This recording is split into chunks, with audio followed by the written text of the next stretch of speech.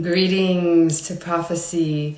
I am your host, Diadara Didi, and I will be joined by Raven Alexandria from Sublibatorium. And today we are going to be talking astrology, what is happening right now, eclipse season, as well as how to navigate and go through the different energies that we are seeing right now. It's a really intense time.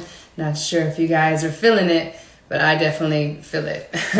So waiting for Raven to come through and to get started and talk about what's happening right now in this planet, in this universe. Thank you for joining, friends, those who are live and those who are watching this after the live. I see you, Raven. I don't see a request to join though. Let me know if you will join. So yeah, super excited. I think it's just oh, there you are. All right. Greetings. There you go. Hi. Hey, How's it going? I'm going great. Happy Hello. Jupiter Day. Happy Jupiter Day. Yes. Thanks for everyone joining us for this very special prophecy. It's been a while, but we're going to be jumping into what's literally happening, Vedic, astronomy, astrology, how it's affecting us, and pulling a lot of cards today. That's going to be the focus. So please, if you have any questions throughout this whole thing, regarding the eclipses, the changes of the planets, then the chat is open. Raven, would you like to start us off with the mantra or? Yeah, definitely. So I'm going to chant Om Gam Ganapataye to Ganesh, who is the deity of astrology. And so I'll say it 3 times. Om Gam Ganapataye Namaha. Om Gam Ganapataye. Om Gam Ganapataye. Thank you to all of our gurus and everyone who's present today, and the planets and the navagrahas and every atom on the face of the galaxy. Yay, we're gonna go in. Pretty ready for this. I'm excited. It's been a while. Yes, it's been a while. So let's just give a little quick introduction of what is prophecy and what's kind of going on with in our lives, and because we are kind of more a little bit quiet this year, and so we just want to just recap what's going on with you, Raven, these days. Well, since the last time we met, I've actually had a lot of time to work on some creative projects that I've been having on the back burner for a while with the pandemic going on. So I was able to work on some book projects that I'll be announcing at a certain point, and doing a lot of music and art. And also, as far as spiritually, I've just been trying to develop my psychic vision, and getting deeper into my dream messages, and getting a wider scope of seeing the planets and how they relate to history and in our society. So Totally. I feel like for me, this past couple months has been a big transition. I'm currently traveling now, but was living in, Mexico in the jungle for quite a while, over a year. And I think it was a lot of internal reflection. And now it's kind of like I'm ready to come back out. Sun is in Aries and things are changing and shifting. So I definitely feel it. I definitely ditto the book projects and just wanting to be more creative, especially this summer. I feel like, we'll get way more into this as we talk about what the planets are doing, but I feel that we are just going into this period of, art being the center, because it always is the center, but just like more prominence in in everyone's lives, and as far as like what are we creating. So we've created, prophecy. Not that we created the word prophecy, but we created this little dialogue between us in these bodies, this life. And, we've been just kind of uncovering so much of our own past history, as humanity, and how, this is basically what prophecy has done for us, is that we've been able to dive deeper into these ancient secrets that are being utilized today, but we're not realizing it, and really showing how to merge that like modern science, and even the way that the scientific method, into the ancient arts and history, and religion, spirituality, and most importantly for us right now is astrology and astronomy. So, what do you feel? What does prophecy, for you, building this together, what does this mean? Well, for me, just the fact that we're doing this and we're not being wrapped up in the indoctrinated path that was put in place for us through colonialism, and so just being to people of color and being really connected to our roots and seeing the importance of this. And then on top of that, you and I we're both all about going into different cultures, maybe not even the ones that we grew up in, and becoming a part of other lineages and families and merging it all into one. And so I feel like that overall is enough, just to be present and to hold space for this knowledge, and because it's always under threat. And so specifically prophecy for me is it's really about deconstructing indoctrinated linear timelines, thinking that time is only linear, and that cosmology is limited to whatever's on mainstream TV or whatever's in in textbooks and mainstream education, whatever mainstream science, whatever these institutions are saying is true. I really want to challenge some of that and expand on it, and in a harmonic way as well. And so also for me, prophecy is about seeing the hidden dimensions in history and language that's right before our very eyes, that's hidden from us, and also redefining astrology and occult sciences, like you were saying, as being something with merit, with scientific value. And so, yeah, that's why I'm here.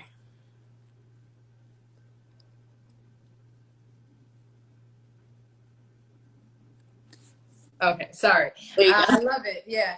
I feel that what we've ultimately are trying to do, beyond everything that our little intellect can really talk about, is creating like community, creating a forum, creating something that, like you said, people like ourselves who are of mixed backgrounds, or, been raised in one culture within another culture within, the capitalistic culture, whatever it may be. And I want to reiterate, finding the truth, the truth that is beyond any sect, or any school of one thought. It's like trying to find that harmony, and seeing reality for what it is. I know we've been talking about that a lot in our private discussions, and we are ultimately also trying to live out prophecy.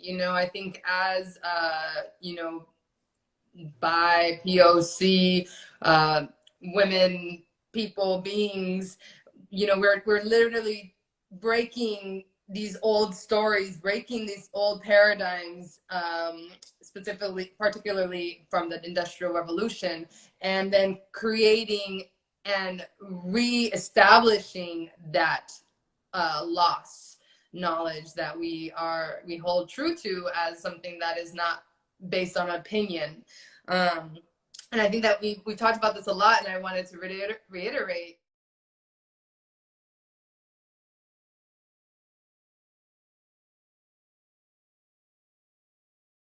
It is the new renaissance. It's like this revolutionary time that we are living in. So, what are your thoughts on that, and how, really, because we're just going to be talking about us individually, collectively, what does this mean for the future, this new cycle being born?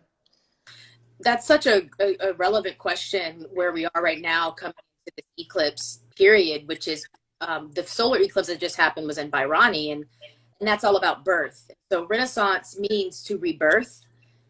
And since the 60s, which was the last time that we had the grand Jupiter conjunction that we had in 2020 in Capricorn, was in the 60s, we're going through a similar time period and understand what it means to leave the age of Pisces and entering into an age of Aquarius. And so we've been in that process obviously since the 60s, and it's been coming up. So definitely that Renaissance is right now, since Saturn just entered into Aquarius, and we're getting a little taste of what it's going to be like when he stays in Aquarius, for the next 2 years. So definitely Renaissance vibes right now. Yes, so let's jump into it. So Vedically, we are, I'm not gonna just want to say a little bit, we are going off of the Eastern, traditional way, Jyotish astrology, sidereal, which vibes tropical, but it has the 28 lunar mansions, or 27 depending on the school, and those are the constellations, right? So we might use words like Bhairani. Bhairani is in Taurus, and so there are constellations within the zodiac, just if you're joining in for the first time. So just talking about, you said, we're getting a preview of something. We just went through a really, really interesting period with Saturn in Capricorn for the last 2.5 years. And then now Rahu and Ketu, which is the north and the south node, being in the Taurus Scorpio axis, just moving. Now they have just moved. Everything has moved. So this last, let's say 2.5 years has been really, really strong. We saw it. We saw the pandemic and things like that. But what was really beautiful is that this year kind of heralded the first shift of that 2.5 years of Saturn. So do you want to kind of just give us a little recap of that year of the Hierophant, that 2021, and then coming into the year of the Lovers, 2022, number 6? Oh, definitely. So even right before we got into the year of the Hierophant, we had the December 21st, 2020 grand Saturn Jupiter conjunction, right? And that was a big thing for us at Prophecy. And that was the first time that happened in Capricorn since that. So that was the energy going into the pandemic, where when the pandemic, started, there were even eclipses happening in parts of the sky that were all about creating better solutions, getting to the root of things. Like around 2019, we were having eclipses of change, understanding the destructive aspects of our society. Those are the eclipses coming off of the Jupiter Saturn conjunction, which is all about bringing out the truth, honestly. And aren't we trying to search for the truth now still? And so in 2021, when we went into the year of the Hierophant is about building your foundation with the energy of the 5. And the energy, the 5 is always going to challenge you. 4 is the foundation. But when you get to the Hierophant, now you're being given tasks and you're being asked to sacrifice things of what you've built. If you know anything about Yagya, it's the Hierophant is teaching you how to do a fire sacrifice. They're teaching you how to do rituals to give back to the society, to connect our foundation to above through a lineage of teachers. So the Hierophant was the year 2021. And so it was all about traditions. And as you can see, a lot of things are being challenged too in the mainstream. With the pandemic, it was challenging our belief systems, challenging our safety, our foundations were shaken, essentially. And then now we're in the year of the Lovers, and we just felt that huge shift. I'm sure a lot of you are feeling it with Jupiter going into Pisces, Saturn dipping into Aquarius. And the lovers is all about, once you've learned the lessons of the Hierophant and you're ready to move on, you're ready to be your own Hierophant on your own path and have your foundation shaken up even more.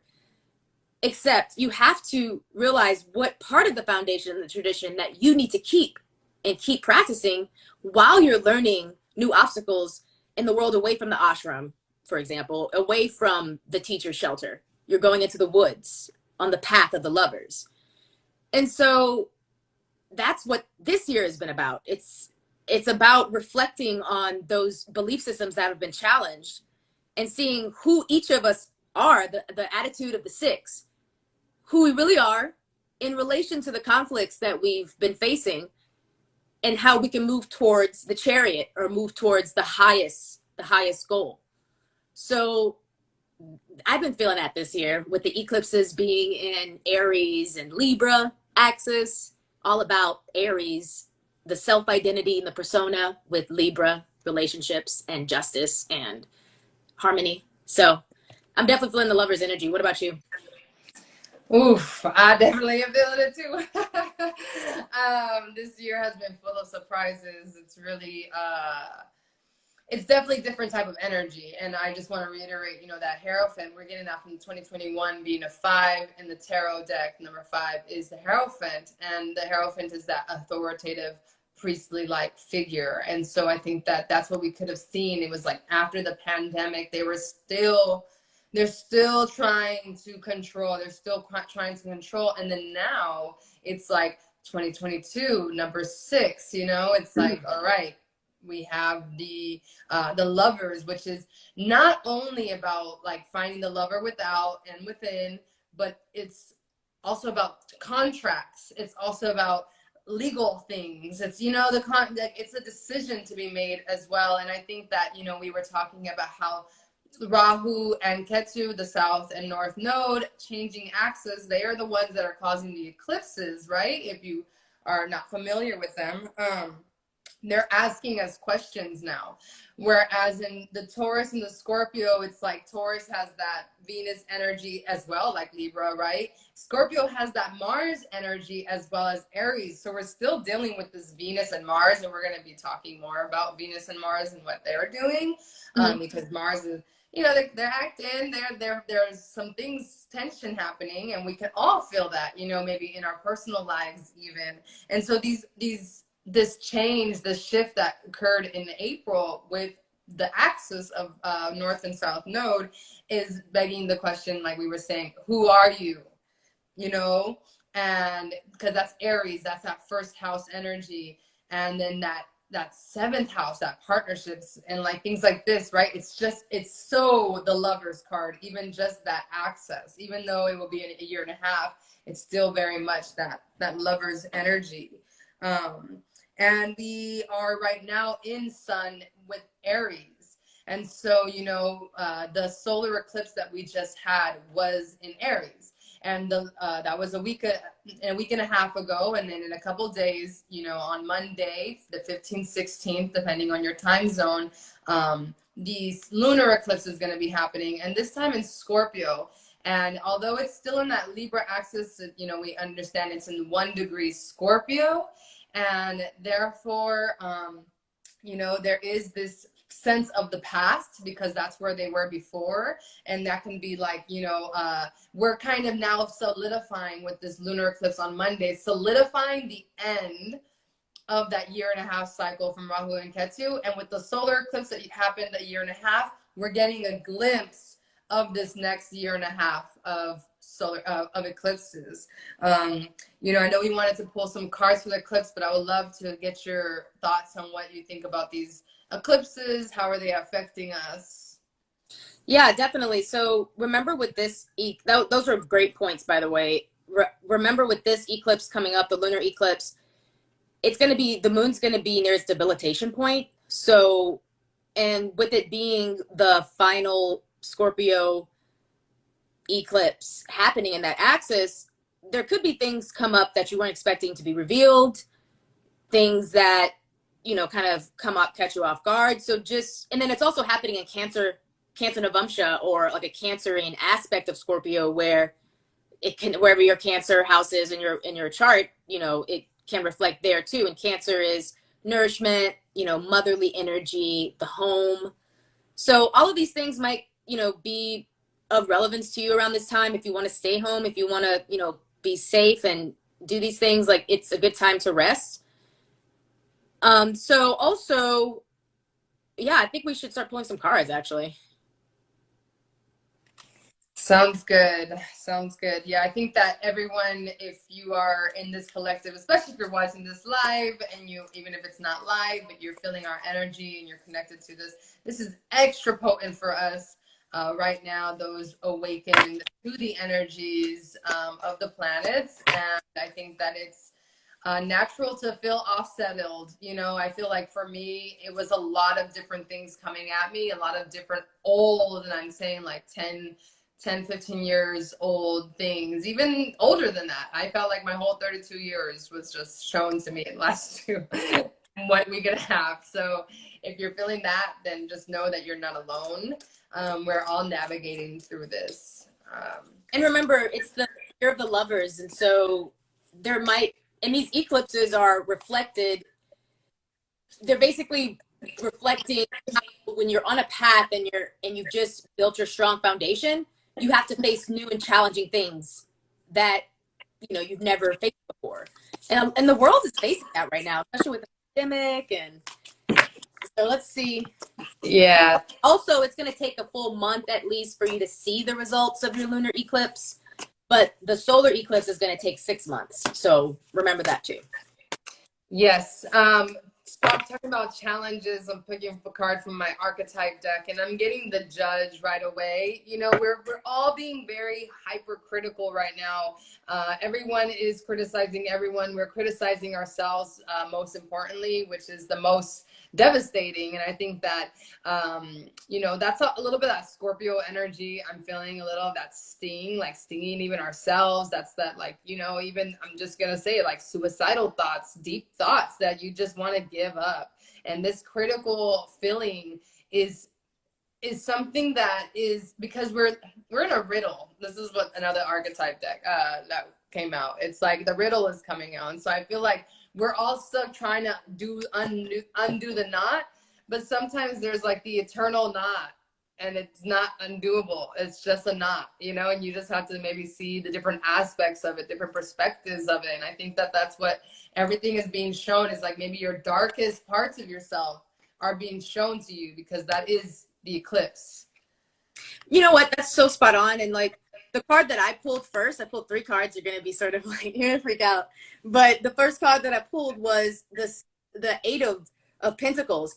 And when you mentioned the criticism and the thoughts, when you're in that space of, you know, of self-sabotage, honestly, that can be coming from Rahu being really close to the sun right now, the North Node, clouding your thoughts, fogging your brain and your personality and your persona and your self-esteem. And these things are coming up a lot for a lot of people. And these are the negative aspects of this card. You know, maybe some folks are feeling attached to their work. They're not sure like what their path is, right? And so this is just a reminder. And this is the card that I pulled after this card. I pulled the Hierophant, which is the year of the 5. And the card that I pulled after the Hierophant was the Lovers. Wow. Let me just tell y'all, the secret to the Hierophant and the Lovers is sometimes you might be going down this path and you're like, whoa, like I just left my shelter of my teacher and my spiritual teachings, and now I'm being thrown out into the wild, into the Gemini realms, right? And so what happens is it's easy to forget where you came from when you start to go down the path. And so sometimes this year you might find yourself needing to return to the lessons of the Hierophant hardcore, because this is not just representing the year 2021. The Hierophant is representing your entire relationship to those foundations, those practices, which are traditional practices that you can customize to your own lifestyle. And that's what this card is about. This card is about learning the balance between doing the big work, the great work, and channeling that into your own path, into your own work, and being dedicated and seeing that your dharma, which is what Jupiter is asking us post leaving Capricorn and just doing your purpose and having it be everything that you need to focus on right now to get you through this next 6 months. Yeah, that's strong. I got the king also from the archetype deck on the bottom of the deck, and I just feel that also that kingly authority, because authority is not bad, okay? And I think that, you know, because we see authority being corrupted and things like that, we assume that authority is bad, but authority is not bad. It's the misuse of power. It's the misuse of greed and things like this, right? That corrupts a mind, and then it makes a system that is poisoned because there's corruption in the authority, and so people want to rebel against the authority at hand. And the authority is constantly changing. You know, in the past it was the church, it was the pope, and now it's, you know, science and politics, and it's like, you know, these are what authority is. But I think that when you rectify that authoritative archetype within yourself, then you're able to go through any challenges because you found the authority within yourself, and you know that there is a right authority. It's not that all authority is bad. It's not that we need anarchy. It's just we need true, you know, spiritual authority, which is very hard to find in Kali Yuga. Just, you know, but speaking of authority, Jupiter went into Pisces, and of course this is different from tropical astrology that says that Jupiter is now going into Aries. But we are missing out on Jupiter in Pisces because Jupiter in Pisces is exalted. And so, you know, what would you like to say about Jupiter, since we're talking about this guru teacher kind of archetype? Yes, definitely when Jupiter is in Capricorn, it was, once again, shaking the foundations of what is truth. Jupiter is representing truth and expansion and morality. And a lot of people's morality is being challenged right now. And so definitely as Jupiter is in Pisces, it's a sign where Jupiter is the happiest and where he can expand into his highest ideals, and you can achieve your dreams. But I think as Saturn is retrograding back into Capricorn, how that relates to your ethics and how you connect to your chakras, and how, you know, how you envision your emotions, because morality can become really abstract, which is what Jupiter is about. Beliefs can become really abstract, but whenever you're connecting your intelligence to your chakras, it helps you make these sort of like abstract concepts more visceral in your body. And so this connects to K2 because we just transit, you know, which is the part of the eclipses. There's a lot of chakra work that wants to be done right now, and it's going to help you know how to go along your path based on what each chakra means, if that makes sense. And so you could develop this mystical power right now in becoming hyper aware of your chakras, which is what people need to be more moral and to know what types of decisions to make right now, because we're all just disconnected little Pac-Men walking around consuming, and the planets are here, and Jupiter is the ruler of the chakras. So I'm definitely with Jupiter right now, chanting different chakra sounds and ohms and mantras and meditating without worrying about the judgment, without worrying about having to do it right, and just surrendering. It's definitely gonna make this Jupiter and Pisces more expansive for everyone. So let's pull some cards maybe. Yeah, I wanted to just, you know, you did Satnam, Akine, thank you for joining. I think that when we talk about Jupiter in Capricorn, we have to also just kind of mention a little bit of like, you know, Saturn has been in Capricorn, and there was that conjunction, like that was what started this whole thing. It's like this Capricorn energy, but that wants to, like you're saying, to expand. And that is like what we're seeing with Capricorn, like this energy going from this whole Capricorn feeling to an Aquarius feeling. And, you know, we're talking about authority, and Saturn, to me, I feel like he's a main authority too, because he is the ruler of karma. You know, he's the one that's really, showing us what path to take. Like you're saying, like doing these chakras things, because Jupiter is the lord of the chakras, but when you do the chakra healing, Saturn becomes pleased. And like, so they're just like, you know, because the planets are all playing off of each other, especially with our chart, and depending on, you know, what our chart is like. So what are you pulling for Jupiter right now, the cards? Oh yeah, totally. And once again, I wanted to add K2 is in Vishaka, and that's also connected to the chakras. And K2 is like a supernatural paranormal Navagraha. So I was going to clarify this card that I got earlier when we were talking about Rahu and Ketu. And so Jupiter wants to give us sensitivity right now. We need to be more psychic, like mutate into mutants, is what I'm saying. That's the energy of Jupiter in Pisces while Saturn is in Aquarius. So becoming sensitive, becoming more aware of your emotions, becoming more psychic, more clairvoyant, very intuitive, all the clairs, right? And so I also pulled gifts from God, send a phone, because we are basic. Okay, remember it's like post 2012 and entering into this new age of another sub age of the age where the psychic abilities are, the veil is thinning extremely right now. And so we need to connect with the guides and our angels, devas, and the deities and all of them. And even we connect with the asuras to track them and to understand what's going on, because the Aries axis is asking us to become hyper intelligent in how we see the different dimensions right now. And so when you have a bigger scope through Jupiterian spirituality, and you're like the age of Aquarius, where you're about aliens and you're into all this stuff and holistic new age stuff, which is really traditional indigenous knowledge, then it gives you patience. You don't think that you're just here to consume in one lifetime, you're not connected to anywhere else, and that you don't think that you're just limited anymore. You have the ability to be unlimited while you're practicing within the limits of where you are. And so, yeah, what do you think? Wow, that's beautiful. I loved everything you said.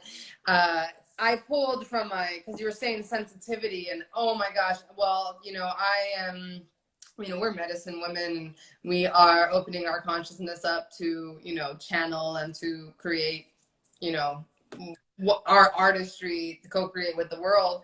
And so I feel like it's very easy to be like, yeah, I'm sensitive, but then not realize that sometimes your sensitivity grows and you might have to readjust your sensitivity. Maybe in the past you could eat a certain thing, and now it's like, wow, that thing never gave me, but now with the body you have, with that light body you have, because we're literally, especially when you're doing pranayama, when you're doing these chakra works, you are, like you said, I love it, it's like the age of Aquarius, is like you are turning into an etheric being on the planet. And no, you can't eat what everyone else eats because you are doing this. And so that sensitivity is just so real in my life right now. I pulled from my Starseed deck, Cracked Open, the Rock Bottom, Surrender to the Alchemy of Life. That makes sense. Yeah, and I think that really is where the sensitivity is coming from, is because, like you said, there's tower moments after tower moments that are going to happen until we are at the foundation that we need to be. And then guess what? When that foundation doesn't work anymore, there's going to be another tower moment so that you can continue to build stronger. And one way that we're going to build stronger in regards even that Pisces energy, which is that water, I literally got water your garden. So water your garden, nourishment, body care, tenderness, rest. And so when you're feeling overly sensitive, don't try to push harder, rest, you know. And I think that that's even what Jupiter in any I think any planet, when they're in Pisces, I feel like that is the point of Pisces, is because it's so much water, there's so much emotion happening there, that you need to rest, because the only way that you're going to be able to integrate and to alchemize all of your feelings is through rest. And I think that, you know, this is what's going to help us to also not be so tired and so wanting to give up. So, you know, we have that Saturn going into Aquarius, which is very much a lighter feeling He just went there 29th, 30th, right around the solar eclipse. He's going to be there for 2 months, and then he's going to go retrograde for basically like 6 months, or wait, how long? Until October. Oh, so like 3 months, or June, July, August, September, 5 months, 5 months. And so we're being asked so many questions because like I love, if everyone knows here, right? The age of Aquarius is in 400 years. Okay, we all know that in this group right here. So we're getting a mini age of Aquarius with Saturn going into Aquarius, and then he retrogrades back into Capricorn, which is gonna bring up some stuff. Tell us about it, Raven. Yeah, so actually I've checked my guru's book, and so according to the calculations that we follow, it's 150 years. So it's happening a little bit sooner. Like 100. I think there's a couple Vedic astrologers, cyber astrologers say 400, but we could double check, fact check. 150 to 400. We're not going to be here, but we are getting a taste. Isn't that cool? Basically, all of the cool hippie, new age, and also indigenous folks, everyone, the science geeks, the nerds, the sci-fi, we're all doing something for a very big purpose right now. We're all going to come together more over the next 2 years, and we're going to see some really weird, crazy, cool stuff. But, there's like the dark shadow side of that too, So that's what Saturn is doing right now. He, when he's in Capricorn, he's in your shit more. He's like, you got to do this, you got to do that, you got to do that, and he's like, you didn't do that. But when Saturn goes into Aquarius, he becomes more etheric, and he's trying to take you with him. That's why he was being so strict in Capricorn, because when it's time to go in Aquarius, that's when you have to go off ramp. That's when you have to go on a rocket ship and go to outer space, right? So it's very etheric. And you said about you mentioned nurturing and nourishing yourself and rest.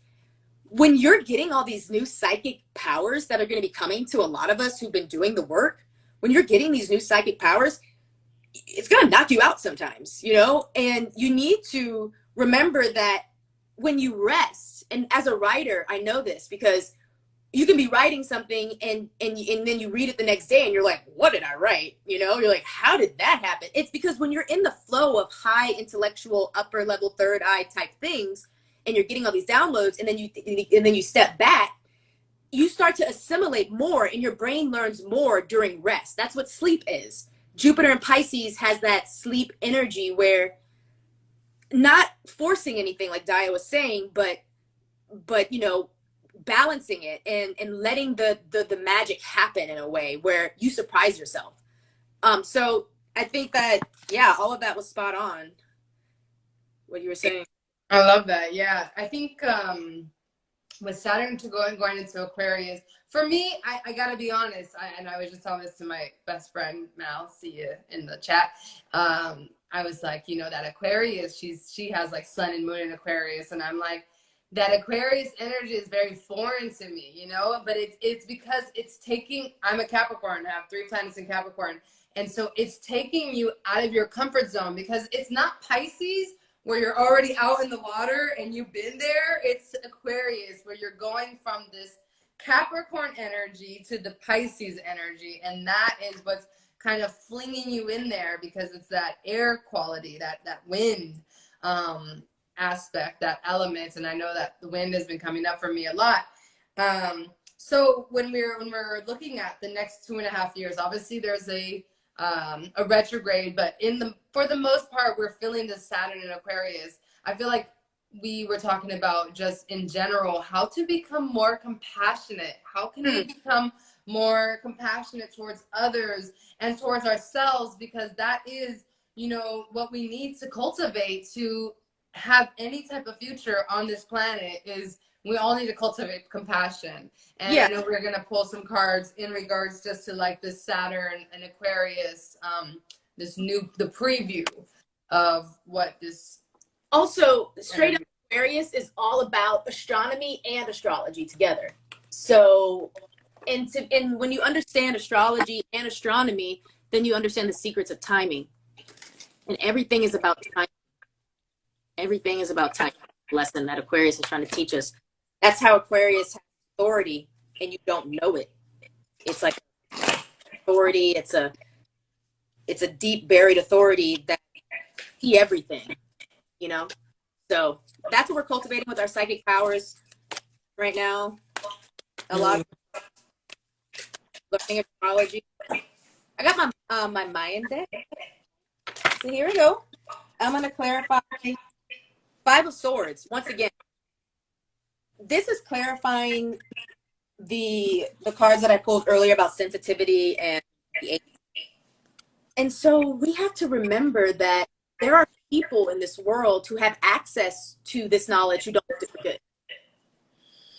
And there are so many of us who are being called to this next level to really face the planet's demons in that way. And that's what the card is about.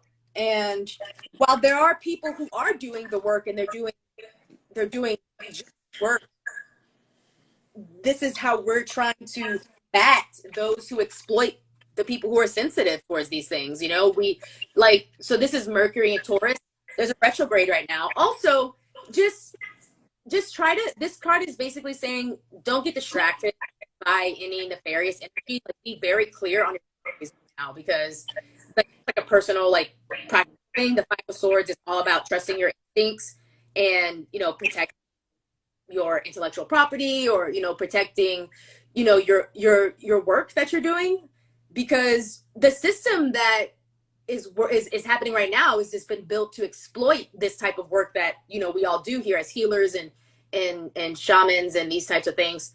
So right now is a time where that force, that negative force, is being weakened by Jupiter. It's being put to sleep in a way. And so that we can have the strength to really pierce the veil, people who do this type of work.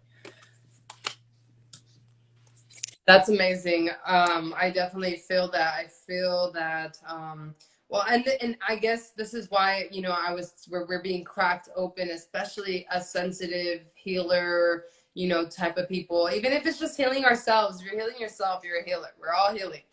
We all have the potential of being healers. I think one thing that is very important that you said is protecting our information, our intellectual content and things like this, because we see with Instagram in itself, like, we're here, you know, we've given a lot of our own energy to this platform. And, you know, we see so many of I see so many of my friends who are artists who have worked hard to build themselves. Now with new algorithms, with new whatever tools that they have, you see artists who were once, you know, actually getting able to live through their art, now having to fight to get any appearance. And so it's kind of like we're always, it's this battle, and I'm guilty of not wanting to play. I'm like, you know, I'll just back away completely. What I did pull right now, in just regards to all of this, is the Tower. So like I said, Tower moments are happening everywhere. Because this is shaking us up. This is a good thing. You know, wildfires happen. If you don't allow wildfires to happen, then bigger wildfires happen, which destroy more land. And so wildfires are a natural thing of our nature. Earthquakes, tornadoes, hurricanes, these things are natural to our society. And so what would we think? Chaos happens in our lives. And, you know, we just have to learn how to be grounded. I pulled the Four of Pentacles, which I think also talks about, like, guarding intellectual property, but also, you know, being just not necessarily frugal. Like, you know, we want to be compassionate and we want to be giving, but at the same time, there's something about, like, protecting ourselves, protecting, safeguarding, especially when we're overly sensitive, especially when we're doing some really deep healing work. And I learned this this past month too, is like, there's just some things you need to contain for yourself. But I think what is most important is collaborations. It was that Four of Pentacles came out with the Three of Pentacles. And so I think that, you know, in regards to careers, in regards to our money making lives, we have to really see how we can become communities and how we can help each other navigate and support one another and do that stuff. So that's great. I feel like this for me, the Three of Pentacles coming out is just really showing that we are stronger together. We're stronger Yeah. together. Right after I pulled the Five of Swords, I clarified the Hierophant and I got the Five of Staffs. Like you were saying, there's a lot of competition vibe out there, especially with Mars energy, with eclipses, and then we've been having several planetary wars through this period that I'm going to mention a little bit. But this is all leading towards August because I pulled the Eight of Pentacles, which is referring to a Virgo type energy. So leading up to August, where Rahu is going to conjunct the sun. And then right now, where there's going to be a Rahu sun, there's Rahu sun energy happening right now. Planting the seeds right now with your emotions. Plant your emotional seeds. Write them down. Journal. Be very engaged with the spiritual development aspects of, being honest about who you are and what you have to change about yourself. And then all these different things and work on that. And then when you're faced with issues or things are falling apart in certain ways, or you're trying to have like a spark, then you'll be able to receive those gifts that come from your past life sacrifices that you've been making forever and ever. Now, because Rahu and Ketu have started their new cycle, you can plant those seeds for whatever you want to manifest. It's like the whatever you dream type energy. And really what it's trying to show us, and this is the last clarification card that I pulled, I was clarifying Gemini. And remember, with the patient, we're downloading all this power and Super Tikkun, which is all like good karma type things that are coming to of us who are present here today. I got the Ace of Pentacles, or the Ace of Jades. It's almost like we're being given, like a coin is falling from heaven to your hand, like a magic coin. Are you there to receive it? Are you there to receive it? Because we're talking about this. Me and Daya, we both faced some life-changing obstacles immediately the day after the eclipse. And me and several other friends, a couple of my friends, and we're all meant to go through these things right at this moment because we're going to be playing out for 6 months from the solar eclipse on the 30th, or around the 30th. But we're facing it now so that we can see that there's a gift hidden here. We're facing our obstacles in extreme ways. It depends on your chart when you do get that reaction from the eclipse. But it just showed me that if I'm not, and then it was Akshaya Tritiya the day after, which is like a lucky day. And whatever issues I was having the day before, it was because I was calm and patient, and I didn't let the negatives take me off of my balance and my focus, that I was in the right state of mind to receive the good luck thing that came to me. And it's all about timing, it's all about timing, and so sometimes anger or being super frustrated can take you off of your path because you're having a moment when you could have maybe thought another way and then gone a different path. That's what the Year of the Lovers is about. It's about that subtle paradigm shift. And you have to be mentally clear to be able to ascend in this year, is what it's saying. So, and I think this is a great time to talk, because we did mention a little bit about the Mercury retrograde already, but I want to talk about the planetary wars. We're just going to give a little snippet of the planetary wars. I know we've talked about a lot. I'm just going to review just for those who are tuning in, just a little fresh up. Our April was a big move. A lot of planets between Saturn, Jupiter going into easier signs. And we had the Rahu and Ketu axis changing, causing these new types of eclipses. And we've also had planetary wars. So planetary wars are basically when the planets are very close to each other. And it's literally like a war because they're aspecting and they're creating this tension. So I wanted to reiterate that because I feel with what you were saying, Raven, is like we're fighting against forces. We had this like huge Venus and Mars war, and it was like they were going in it. And I'm sure that some of us felt it literally in our own, maybe love relationships, that Venus, that masculine, that feminine energy just coming into conflict. And I feel now, because I felt like that was more external at one point, but I feel now with the planetary wars that are coming, it's more internal. It's the confusion. It's the tension. It's the I don't know which way. There's this push. There's this pull. So just bringing that up, Raven, what you got to say about the planetary wars? Well, definitely, we started off with that Venus retrograde, right? So we were definitely reviewing our inner selves and how it relates to our relationships, and then that pushed us into that Venus and Mars wars from February 11th to March 12th, where we had the planet of fire, Mars, and the planet of water, Venus, just not functioning properly. Venus is water getting, putting out Mars's fire, and vice versa. So when we came out of that, we faced a Mars versus Saturn war. And it was a little bit shorter. Like, honestly, that was one of the longest Venus and Mars wars we've had in a while. And so it sort of left us out to dry, right? It's like, woo, all right. And then you got Mars and Saturn having their war in April. They're both in powerful positions. Mars exalted, basically wanting to push on around April, being like, no, okay, we're going to do it this way. And you're all like in your ego, like, yeah, we're going to do it this way. Not realizing everything's about to get turned on its head, right? Because we were stuck in patterns in April that drastically are asking us to change now as a collective. And so then Saturn is basically just trying to teach us that we need to stay patient. We need to stay focused. We can't be so impulsive all the time. We can't always get what we want, and just really hold space for that and see the beauty in that. And so then we had a Jupiter and Venus war that was happening right during the eclipse. Jupiter being the planet of expansion and knowledge and morality, like we were saying, and higher knowledge, the guru of spirituality and enlightenment and that esoteric type way. And then you have Venus, who is the guru of the senses and entertainment, love, beauty, sex, these types of things. They were having a little war at the end of last month, and it ended at the beginning of this month. And then we can expect the sun and Rahu in the next few days to start to heat up. The sun being your soul, who you really are, and then Rahu being the shadow planet that likes to hide who you really are from you. And so that is going to be followed by the eclipse, which is a war in of itself.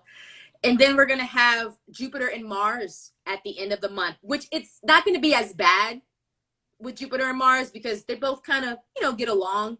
Jupiter can, be like that elder energy towards your Mars, your Mars might want to do something, and the Jupiter is going to be like, chill out, like channel your energy better type thing, right? And then way down in July and August, this is what we have to think about. We're from the end of May till the beginning of August, it's going to be a slow buildup towards, this Rahu and Mars coming together, which can cause violence. So be aware of that. If you can, just notice that the sun is in a part of the zodiac right now that's all about losing your mind. It's like literally, I have Rahu in that. No, I have Jupiter in that in the nakshatra where the sun is right now. It's called Kritika, and so it basically it's like it makes you want to go like whatever, it's like it makes you want to go crazy.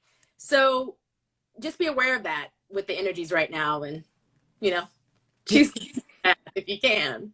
Yeah. Kritika's like Kritika. Yeah. So I love it, and I think that this is hopefully been really beneficial for everyone. Just understanding that we are going through something really big right now, and there's so many energetic shifts, but a lot of the hard stuff is over. But we are adjusting to this new energy. There's still things to come. As we know, the planets are always changing. We're all going through cycles. And so right now we're just going to finish with a little bit of cards just for the next, let's say, May, June, summer energy. Hopefully we will be back on prophecy. But if you guys have any questions in regards to the astronomy of this time, or a tarot question, the year of the lovers, or what we've been talking about, please do ask before we get off. And I was just gonna pull a Deva, Buddha Wisdom Shakti Power deck. So a card from here, just seeing if there's any extra messages that the collective needs to hear at this time. Also, we just entered into Mercury retrograde in Rohini and Taurus, and so that's gonna be until beginning of June. So Yeah, so I'm just going to, I was thinking about Tara. I pulled her earlier, and it's like Om Tare Tu Tare Tu Tare Tu Tare Swaha. Green Tara is coming up, so she is the Bodhisattva of compassion in action. Okay, compassion with action yields results. How can we practice compassion with those? We're in a confusing time. Everyone's all messed up. We're all sensitive. Like, even the ones that are like, why are you being so sensitive? They themselves are sensitive, and they don't want to validate that there is sensitivity in others because they can't accept it within themselves. So how can we act more compassionately towards others as a reflection of our compassion towards ourselves? And I also pulled 41, number 5, Buddha Dakini, the white Buddha family of the center.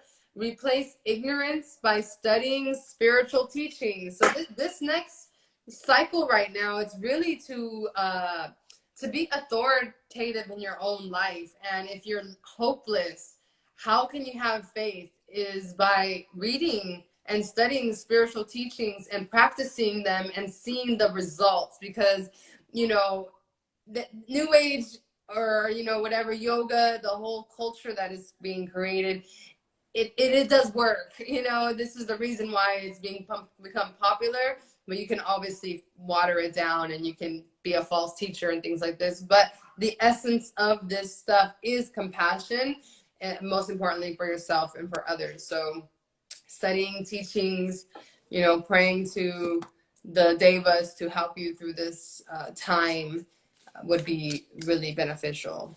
Garuda and Ganesha came up, so if you work with the deities. Yeah. I pulled the Six of Cups, which is pleasure.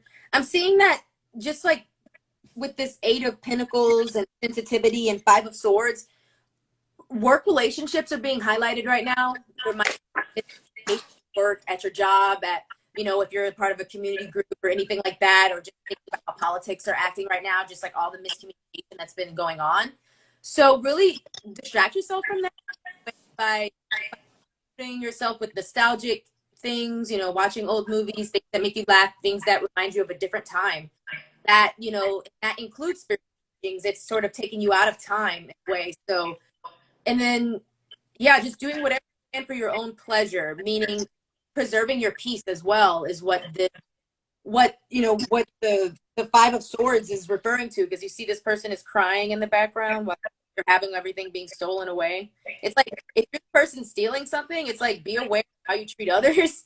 And if you're the person, who's upset because you're facing these trials, then seek a higher, higher answer to whatever that is that's bothering you, and it will open up in that situation.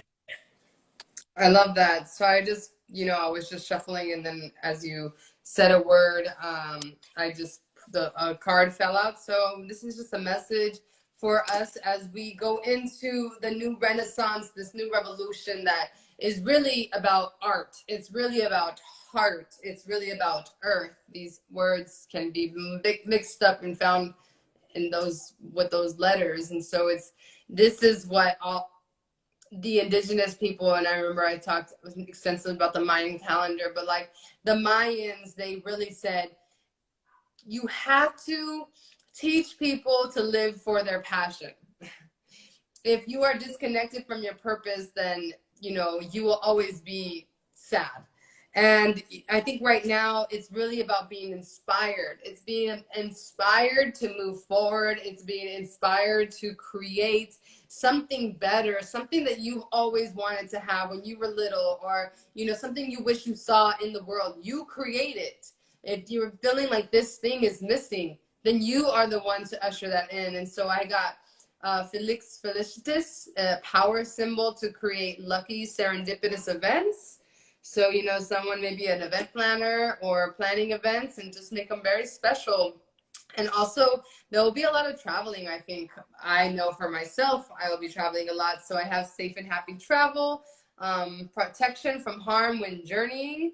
And maybe even if it's not physical travel, it's that mental traveling to envision and expand your vision, and what it is that you're trying to, like, if you really just are like, hey, you know what, I'm not an artist, hey, I don't create anything, I just want to work. That's fine. That's fine. There's no problem with that.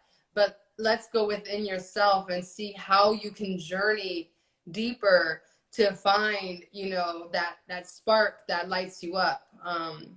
Like the tower, even it's helps us to wake up, and a shake up, that's a wake up. Anything else, Raven? Yeah, I clarified the Hierophant card and the Five of Wands and Gifts from God with the Emperor. So basically, some things that were put off, like around 2019, 2020, everything's coming back, sort of, right? Like, it seems like the world's like back on track, and it's like now time for you to get back into Emperor mode almost. It's like having new responsibilities in certain ways, like being given new gifts requires more responsibility. And so, so whenever you just right now, if you stay like Dia was saying, your purpose, Eight of Pentacles, just as other people are sort of losing it around, being that rock for whatever group you're part of, or if it's your family, or your house, just being that rock for other people is a form of compassion. Being balanced, focused, and not necessarily suppressing your emotions, but being aware of how you manage them. That is compassion for people right now, because it's so easy to lose it any moment, or follow an impulse, or say the wrong thing to someone that just sends them on a spiral. And then like later on, you're like, oh my God, I didn't mean to say that. And then the damage has already been done. But at the time, you're like, it's nothing. I'm just saying this. Just saying. Mercury retrograde, right? If you say less right now, reflect, then you're going to open up more business opportunities. That's what this is called. Don't give away all your stuff right now. Keep things secret. Reflect on them. Don't make any major decisions. And if you're stuck, it's because you need to go back and build up on some of your skills.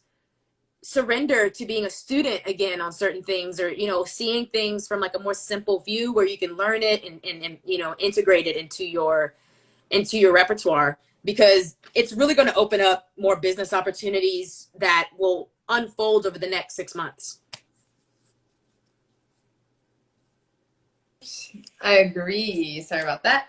I agree. There's definitely a lot of things that we don't see being at hand. Coming back to the first card that I pulled with the riddle, it's kind of like, we don't really see what it is that's happening. We don't see the bigger picture, because we're just, in our perspective, we're just seeing life for what we see it. But sometimes we don't have that bigger vision, that bigger picture. And I think that's why we're constantly going to hit our rock bottom, because we don't understand the bigger picture. So that rock bottom can just be that resting station, instead of a rock bottom, we can be like, it's our resting station. And when I'm ready to move forward, then I will. But we think of it as rock bottom because this is our perspective. Oh, this is my hopeless feeling. This is this. But really, I feel like it's all, like you said, it's all teaching us, first of all, how to be more sensitive towards each other, but also stronger and being more authoritative within ourselves, because then we're not allowing the government or these outside entities to tell us how to live our lives. Because this is what we saw. We saw how quickly we were give up our rights for anything, like for our peace of mind, but this was a illusion. I'm not saying the pandemic was an illusion, but the illusion that we can even live forever. This is an illusion. We're all going to, sadly, life, death, this is all part of the cycle. But when we are holding on to life so hard, we can see how quickly we will give up, our rights to live, because we're holding on to life so hard. It's like a paradox. So anyway, I went on rant, right? No, that was awesome. But like, I discovered something that was like blew my mind. And like, so this represents Taurus, and this represents Gemini, right? And then I pulled the Emperor card, which is, it's ruled by Aries. And so like, it's basically referring to like kind of like the opposite, almost energy to where we are now. So, and also right now, our Aries is ruled by Mars. So, and then you pull the Tower card. So this is all a message about Mars in retrograde. Mars is going to go retrograde this year. So right now, really thought like preserve your energy right now and get your basics and your foundations together. Because when Mars goes retrograde, it's going to be like things can start changing in even more, even drastic way after the summer. So this is a major, right now the seeds are being planted and you need to nourish them. Whatever your dreams are right now, they can come true essentially.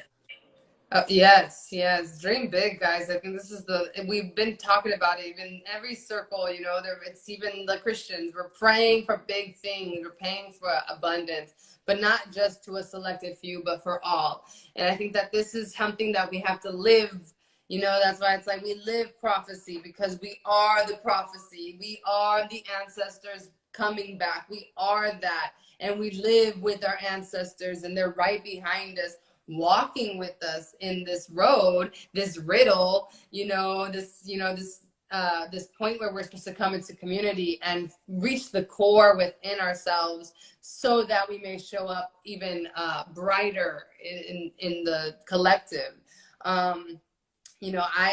I feel very satisfied with this conversation. I feel that, in the end, we are all working towards becoming the best version of ourselves. This is what it is. We're leveling up, and it's not easy. It's not easy. And yes, we want to give up sometimes. I know we feel it, but we're here together, especially us HSPs, highly sensitive people, psychics, oracles, healers, dancers, whatever you are, creators, yogis, yoginis, we are here together. So Raven, do you have any thing you want to say, announcements, and however you want to go about it? Oh, yeah. Well, I just want to say thank you to everyone. Like, prophecy for me has just been a dream come true, because I just always wanted to do what I'm doing right now. And it just kind of takes me out of, doing this right now. It just really takes me out of the routine of I'm here as just some random human who's just meant to live one lifetime, and that's it. And then everything's bad. And then, oh God, it's over. Like, it doesn't really feel like that at all when we're together. And it feels like we're going to keep going even after all of this ends, right? It's like we're just gonna keep going and going and going, and we'll always be able to come together and share beautiful moments.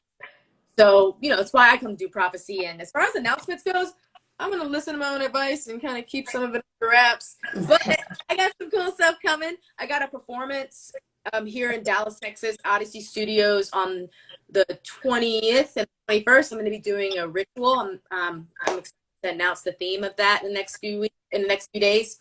So, yeah, but other than that, just going to be making some EPs and writing some books. Yes, let's get it. I think for me as well, friends, I'm in California now for the summer, so definitely am in a town near you. So please hit me up for any little opportunities. I'm open, as I am, just charging as well. I feel like I'm very much in that. So I'm in a timeout right now. I literally someone pulled a card for me, so I feel like it's about planning, it's about strategizing right now, and it is about keeping your stuff in the wraps. And I think with prophecy in itself, we want to do things like this a little bit lighter, not get too much into our intellectual property until it's time to really come back out. But we want to do this. We want to, bring out what's happening currently, and just help people, because we know when we get into a conversation or private discussions, it really does help us navigate through the energies when we talk about this. So we want to do this for those who are willing to listen and watch, because we know that this information is privy, is something that we need in more of. And so prophecy, we won't be doing this every month or something like that, but we do have big plans, and we're hoping to be together finally in the physical this summer, if all goes well. So that will be ecstatic, and we are going to be excited to share what we work on when we're together. So thank you everyone for coming through, for watching this, for replaying it, for sharing it, because honestly, this is This is for us. This is for us. FUBU. For us, Yeah. by us. So, Yay, that was so sweet. Thank you so much, Daya, for having me. thank you, Raven, for your knowledge, for your wisdom, for your spirit. Really, it's been a pleasure always talking to you. I feel like it's an honor. You definitely got that Jupiterian vibe, so I am just grateful. And all the people that are watching here, I'm really grateful for you as well. All my sweet healers that are so supportive. Thank you for joining us, and catch us if you're coming in the end. Peace Peace. out. Haribol. Love y'all. Bye. Peace out. Jai. Greetings to Prophecy. I am your host, Dayadara Didi, and I will be joined by Raven Alexandria from Sublibatorium. And today we are going to be talking this prophecy